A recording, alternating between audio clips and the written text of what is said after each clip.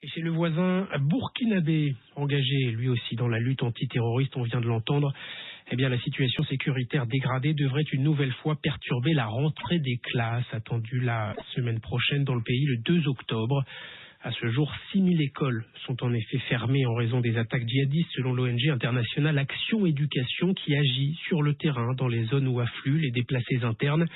Au total, ce sont plus d'1 million d'enfants qui seraient concernés en décrochage complet pour la plupart.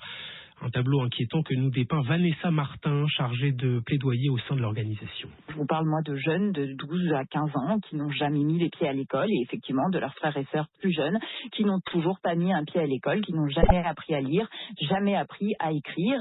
L'un des ennemis jurés de ces groupes djihadistes, c'est bien l'éducation.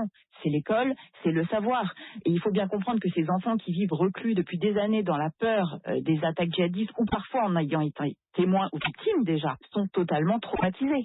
On parle là, il faut bien avoir conscience de violations graves des droits de l'enfant, comme cela a été recensé par le Conseil des Nations Unies, que ces enfants qui ne vont pas à l'école aujourd'hui, ils n'ont pas beaucoup de choix pour survivre.